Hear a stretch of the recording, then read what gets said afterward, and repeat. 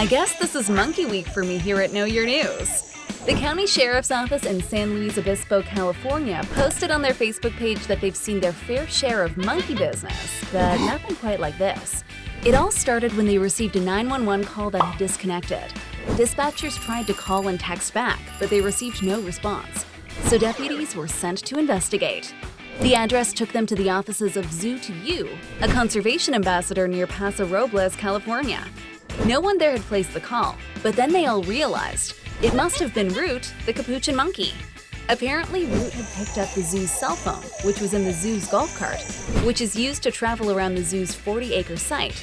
Apparently, capuchin monkeys are very inquisitive and will grab anything and everything and just start pushing buttons. And that's what Root did. It just so happened that it was the right combination of numbers to call the police.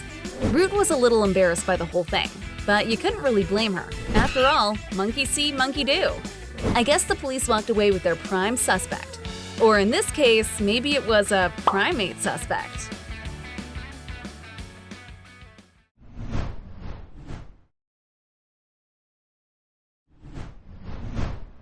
I mean, what else is there to do in a place called Woods Hole?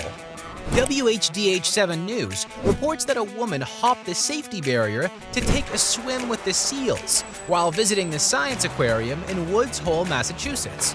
Got off her bike, went around the edge, and boom, in the water, described witness Ken Watson. Witnesses said the incident unfolded shortly after the exhibit opened to visitors one morning. I was pretty shocked that she would jump into the tank. It seemed very strange, said witness Eileen Watson. Aquarium spokeswoman Terry Frady said staff members pulled the woman from the pool, who got on a bike and rode away, leading them to call the police.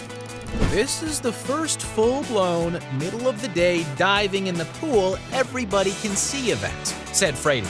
Police said they located the woman a short time later and took her to a hospital to undergo evaluation. Every day, you never know what you're gonna see, said Mr. Watson. Hey, it could have been worse. If those had been crocodiles instead of seals, this story would have gone in a completely different direction. See you later, alligator. In a while, left arm.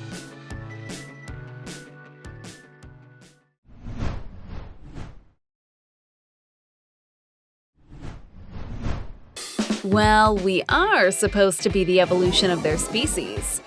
Monkeys are one of the many animals that can master tools, and IFL Science reports that they may have used this ability to fashion sex toys out of stones.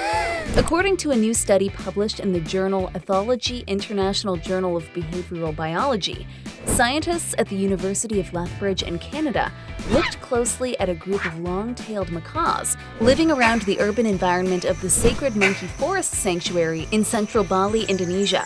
Previous research has highlighted how Bali's long-tailed macaws would repeatedly tap and rub pebbles onto their genital area.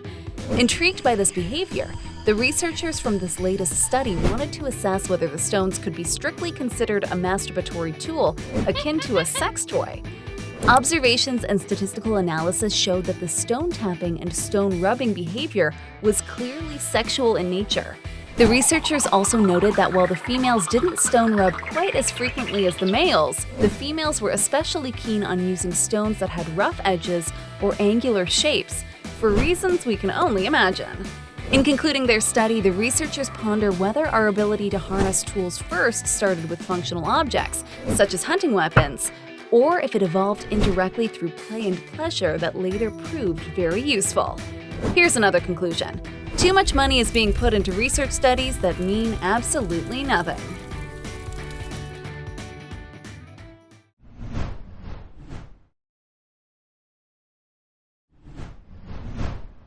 Let's stick with seals.